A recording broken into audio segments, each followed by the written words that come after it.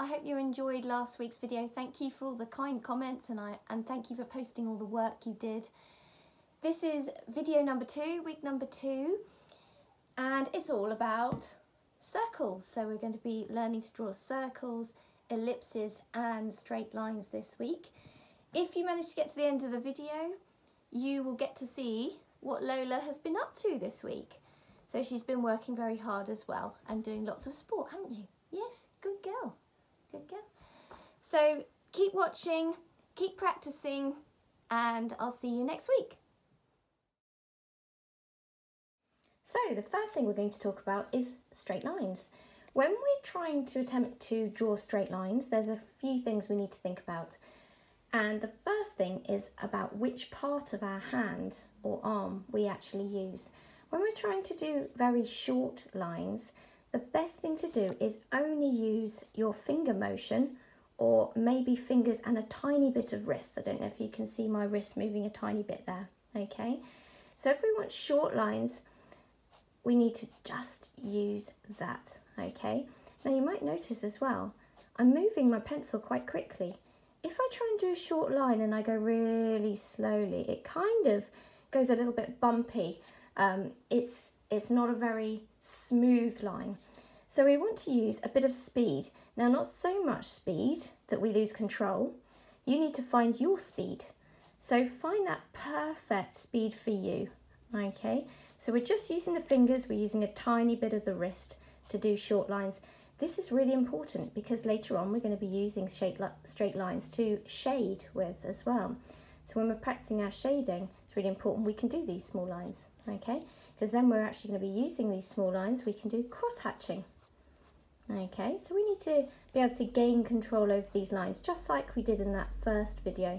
So we're still gaining control over our pencil and making it work for us. Now, if we want slightly longer lines, we're going to start to use our wrist, okay?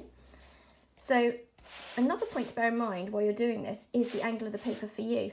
So find the angle that is good for you to do your straight lines. I can't do it straight across like this with the paper straight because my wrist is at a funny angle. So I'm going to move my paper like this and I'm going to get my paper how I want it so I can do straight lines. So now I'm doing medium length lines and you can see I'm using my wrist, okay? Now if I try and make these lines too long, look what happens. Can you see that they start to curve?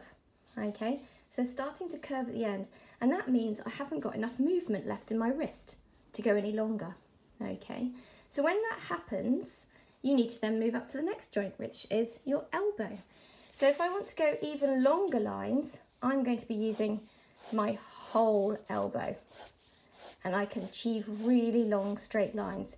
And again, I'm using a bit of speed. I'm not going ridiculous like this, because it actually makes you go a little bit too hard. Okay, and it doesn't make it very straight. So I'm just getting a bit of speed. Again, if I try to do a line that long, really slowly, look what happens. It's a bit shaky, okay, because you're trying so hard. And what tends to happen as well with a lot of people when they don't have control over this pencil is that when they're trying to go really slowly and really precisely, they start to push down. So you might find your lines get really, really dark, and we really don't want that, because we're trying to get our lines very, very light, okay? So we go back to using a bit of speed, okay? And you can just practice this on a piece of paper. This doesn't have to be done on a nice piece of paper. In fact, it's probably better to try this on a piece of paper that's not sketching paper, because we don't want to waste too much good sketching paper, okay? But do practice this. So practice the little lines, okay?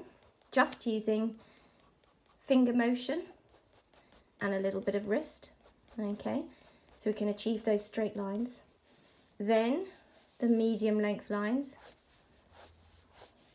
okay, using your wrist, and then using your elbow to get the really long lines, okay. So just get a piece of paper now and have a little practice at your lines. So practice your small lines like this. See if you can get them parallel to each other, little tiny lines. Maybe see if you can start crossing them over each other like this. And you can move your hand at different angles, change your piece of paper angle if your wrist doesn't move in the direction you want it to smoothly. Okay, so then try your medium length lines with using your wrist. See if you can get lots of them in a row, all the same, nice and straight. And then you can try your long ones. Okay, so you're using your elbow in this. Okay, see again, can you get them nice and straight? Okay, now note how light I'm pushing with this. Now it's no good if I'm going to do a big heavy line like that. Okay, this is what we're trying not to do during these videos, is using those very, very heavy lines, because when I try and rub these heavy lines out, you can see that we still get some left behind, whereas when I'm rubbing out the nice light lines, there's nothing left. Okay, and all artists need to be able to change and adapt their work. So it's very important that we're practicing while we're doing all of these skills and all of these exercises. You're trying to use a very light pencil. Okay, now once we've completed all these exercises, we get to move on to the cool stuff. It's a bit like learning times tables so that you can do these really cool maths things. Okay, or anything really, learning all the football skills with the ball and the footwork so that you can go and play a match. So this is exactly the same thing. We're learning all the little skills first so that then I can take you through and we can draw some amazing pictures together.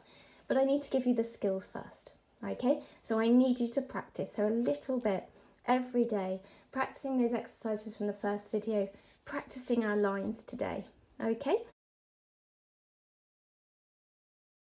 So let's talk about curves and circles. It's your wrist really, your wrist and your fingers that you need for curves and circles, and this is very important that you find your angle that you need to get to for your wrist to work properly and to do a nice curve. So if I'm going to do a curve a bit like this, I'm going to move the paper a little bit so that my hand is in the right place, and before I do anything at all, I'm going to practice like this. So move your hand and get that nice curve and imagine it's drawing on the paper. Then you can start to just put the pressure down on the paper a little bit, okay? You can start to get a nice curve, okay? If you want to get a smaller curve, you're just going to use more of your fingers, okay?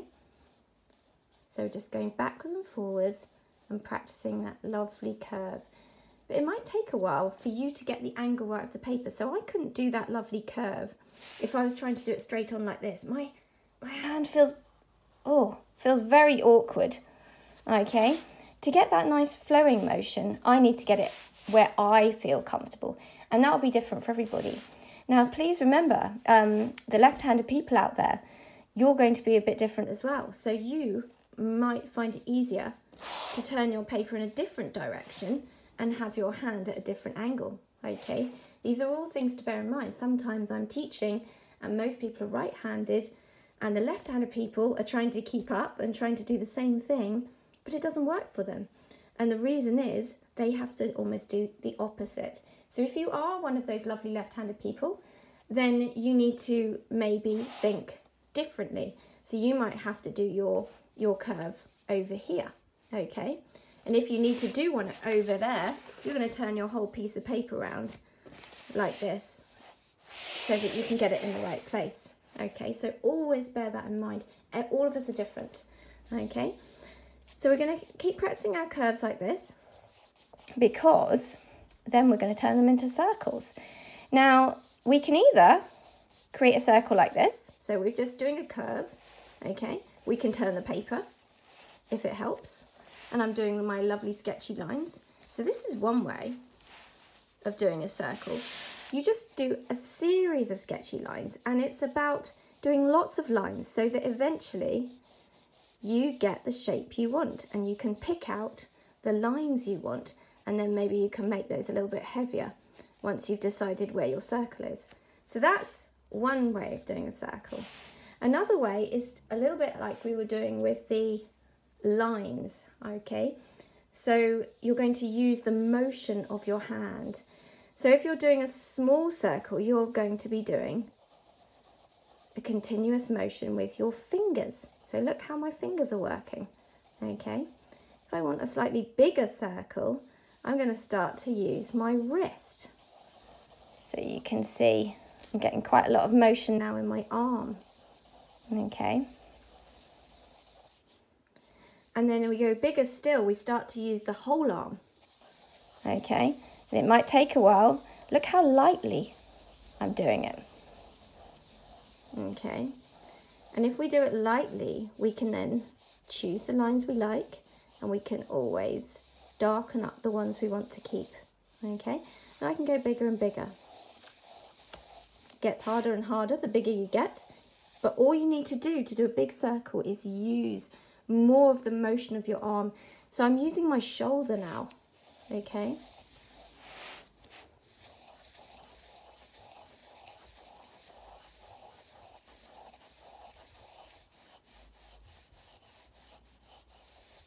All right, so we've got a fairly successful circle there. If this second method doesn't work, another way to practice is to actually get something circular. Here we go, here's my glass of water. Draw around it very, very lightly to start with. Okay, so you've got your circle to start with, and now you can use that to practice with. So you can either practice your sketchy lines, okay, moving the paper around maybe, or you can try, if you start to do it first without putting any lines on the paper like this, you can use that to get the motion right before you then start to put the lines down. And this is all good practice. Now this is muscle memory. You know, when you try anything like that, like if you practice a dance, for example, and eventually after practicing it lots of times, your body just moves in the right way for that dance. You remember it. This is exactly the same with drawing and sketching. You need to practice. So you just keep doing it again and again and again. And you'll find very quickly that you'll start to draw really lovely circles. Rather than doing this is what we see at school a lot. I'm just trying to draw a circle and I'm going to push really hard and it's very wobbly and it's not much of a circle. Okay, that's because you're really concentrating and you're going very, very slowly and you're pushing really, really, really hard, and they're never that successful. Okay, so we're again looking for light marks. So off you go and have a little go at that, and I'll see you in a minute. The final thing we're going to talk about today is how to draw an ellipse. Now, an ellipse is a geometric shape that's created from looking at a circular shape in perspective or from a different viewpoint. So you can see this tin of tomato soup. It has a circular shape at the top. Okay, it's a cylinder, this is. So when we look at this circular shape from the top, we see a circle. However, when we look at the tin from a different angle, so I'm tipping it here so that you can see what it looks like from the side. What shape is created now by the top of the tin? It's not a circle, is it? So it's a bit like a squashed oval shape, and that is called an ellipse. So the first way we can draw an ellipse is literally just by freehand, so exactly the same way we did the circle. So we can start to practice the motion with our hand, get that right first. The pencil's moving how we want it to move. And then we can just start to put the pencil down so lightly onto the piece of paper. And we'll start to get the marks down. And we'll form a nice ellipse. That's the nicest way to sketch an ellipse. It's not particularly accurate, but then if we're doing a sketch and we're not mathematicians, it doesn't matter too much. Another way you can do it is to create a cross. Again, very lightly because you want to be able to work this out. That's going to be the middle of your ellipse there. And then you want to decide how big you want the ellipse and put some dots there. That's about how long I want it. And then I'm going to make it about that deep. Then you want to try and get your lovely sketchy marks going on again, hitting those dots. Now, if you go too slowly again, we're going to have this problem where it starts to get a bit clunky. So get that motion going and then use your sketchy marks to create your ellipse. Okay, so that would be, for example, drawing the top of the can if you're drawing it from the side. So you can see a little bit of the top, which is what forms that shape. If I was looking at directly on, I would just see the top. I wouldn't see the sides of the can.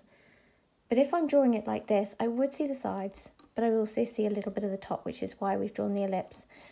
Now, going on from that, just quickly, we could then use our straight lines. So look how I'm doing my quick straight lines.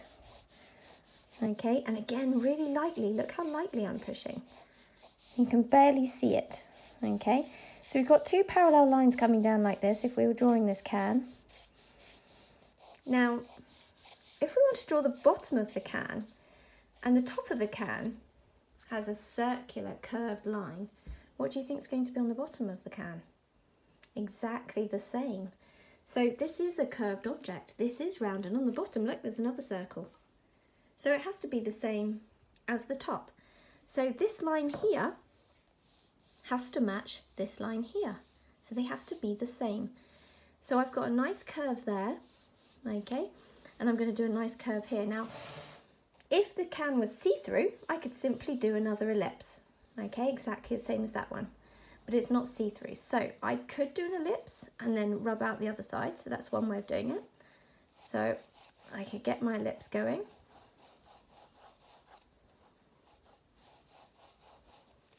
And then I could rub out that side, okay? So that's one way. So then you've got your curve here, but we can't see through the can. Okay, now remember at the start when we were practicing our curves, this is what we need now. So you might be able to just do a curve like that with your hand like that. You might need to turn the paper. I find sometimes that curves I need to actually move the piece of paper completely upside down. So I find a curve like that easier to do than that. So that's why I've turned mine upside down. Now, my hand goes like that for that one, so it also has to go like that for this one. So I'm just going to try and get my motion right first. Then I'm going to start to apply the pressure. Okay, and then when I turn it back up, I should have a lovely curve. Then you can just rub out the bits you don't want. And we have our can, okay, which we can then shade, which I will be showing you in the next lesson.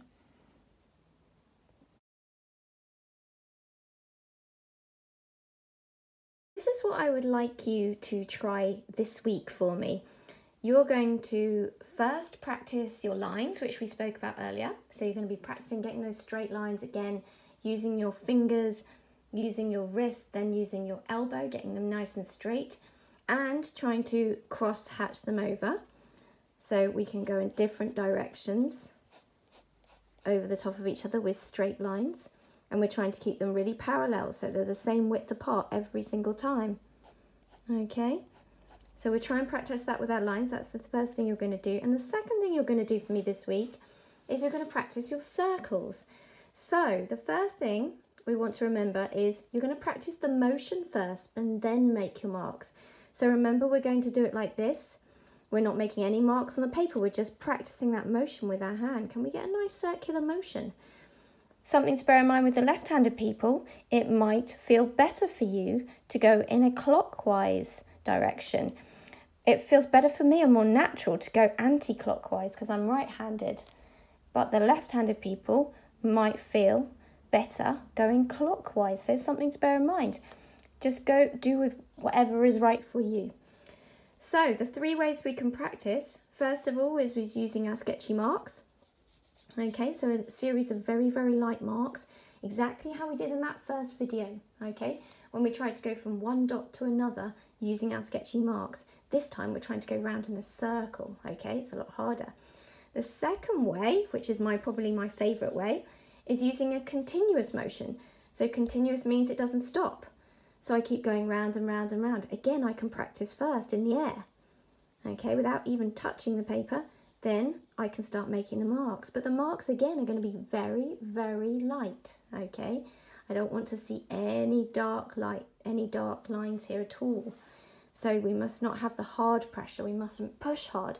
We must be very, very light. And the third way, if we're really struggling, is to draw around something that is a circle to start with, and then practice going over those circles. So there's 3 different ways you can do it there. They're all perfectly fine to practice. Go with which one feels good for you and which one feels the easiest. The final thing you're going to practice is your ellipses. You might like to turn it into a picture of a can, okay, as I did in the demonstration. So have a little go and see if you can get those ellipses looking really, really good. Well done everybody, you've completed week 2, and as promised, here's what Lola's been up to this week.